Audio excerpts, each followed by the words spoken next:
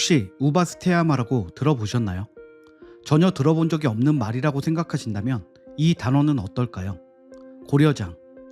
이 말은 분명히 들어보셨을 것이고 고려장이 무엇인지도 알고 계실 텐데요.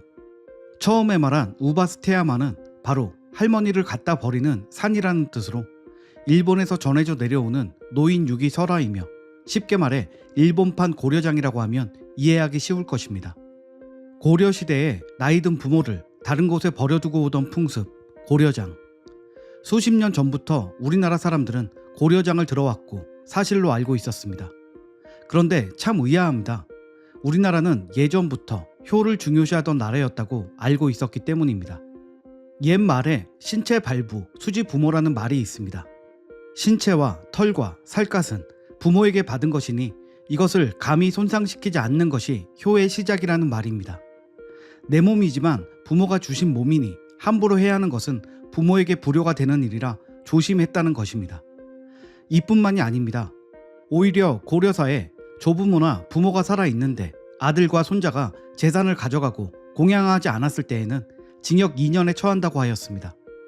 또한 국왕이 효행이 있는 사람과 노인에게 잔치를 베풀어주고 선물을 주었다는 기록도 있습니다. 한국에서의 효 문화는 사회 전반에 영향을 주었고, 특히 유교 문화는 그 문화의 중심 가치로 효는 절대적 윤리였습니다. 그 결과 효는 모든 행동의 근본이라는 생각이 자리 잡기도 했습니다. 이런 역사를 갖고 있는 한국에서 나온 풍습이라고 하기에 고려장은 너무 생뚱맞고 어울리지 않습니다. 게다가 이런 몹쓸 일에 대한 기록은 우리 역사 어디에서도 단 한 줄도 찾아낼 수가 없습니다. 그렇다면 한국인들이 저질렀다는 이 흉악한 풍습의 유언비어는 어디서 나온 것일까요? 이 이야기의 진짜 원조는 일본입니다.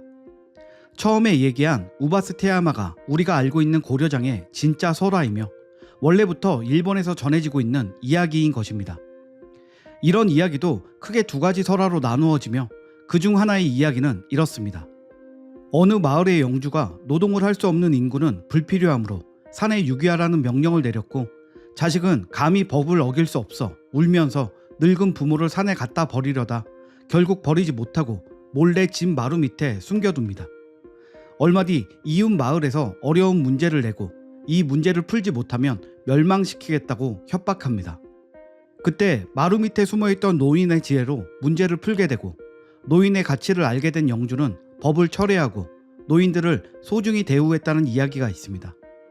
또 하나의 이야기는 입을 줄이기 위해 늙은 부모를 업고 산속으로 들어가는데, 올라가는 동안 부모는 계속해서 나뭇가지를 꺾어 통과한 길을 알리는 표시를 해놓습니다. 그것을 본 아들이 궁금하여 왜 그러냐고 물으니 네가 산을 내려갈 때 헤매지 않게 하기 위해 라고 대답합니다. 그 말에 가책을 느낀 아들은 부모를 데리고 산을 내려간다는 이야기입니다.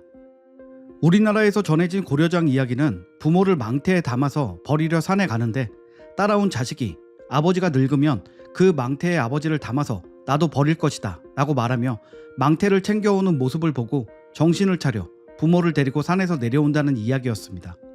그런데 우리나라는 이런 이야기로 효의 중요성을 알릴 필요가 없었습니다.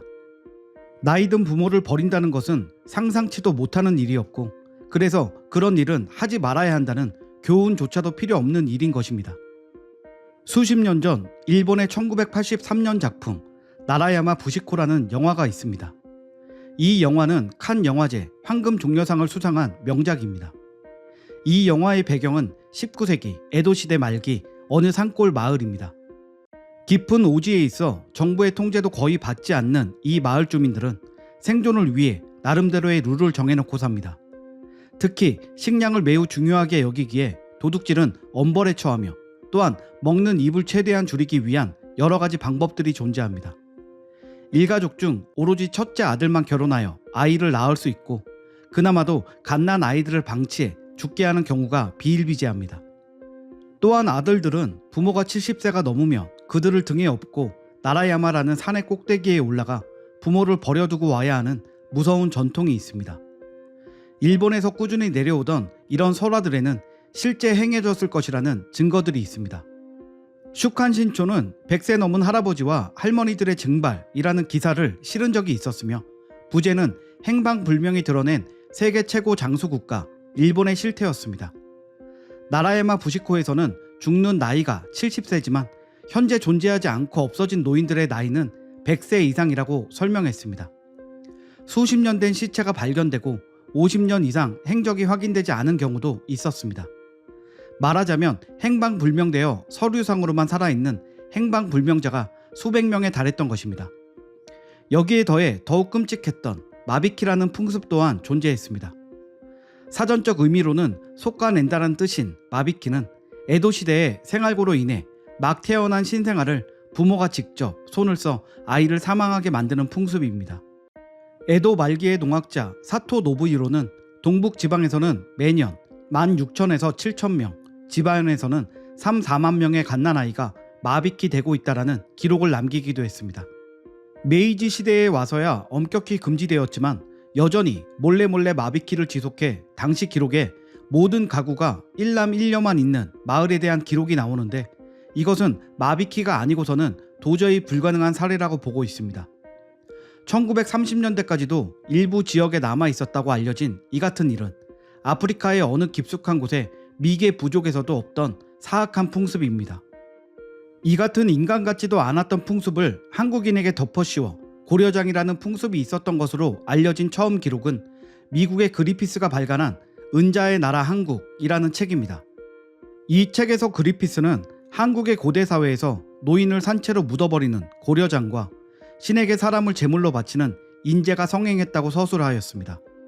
하지만 그는 한 번도 조선을 방문한 일이 없고 일본 정부 초빙으로 도쿄의 한 학교에서 강의하고 있었던 사람입니다.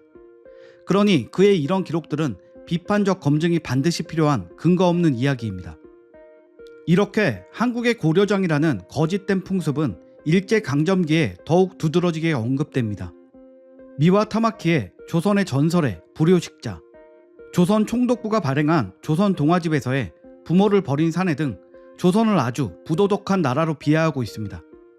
이처럼 전에 없던 풍습이 일제의 술수로 인해 각종 설화집과 동화책 등에 쓰여져 역사적 사실처럼 변조되고 과장되어서 등장했고 이것은 우리나라의 정체성을 농락한 아주 비겁하고 추악한 계략이었던 것입니다.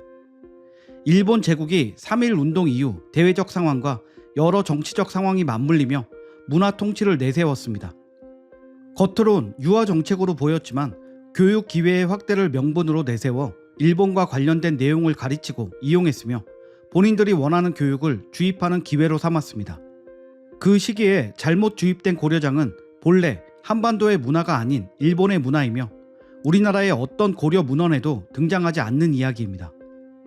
일본이 그런 풍습을 갖고 있었던 것도 놀랄 일이지만 그런 악랄한 풍습을 다른 나라에 덮어 씌우는 행태까지도 참 추악합니다.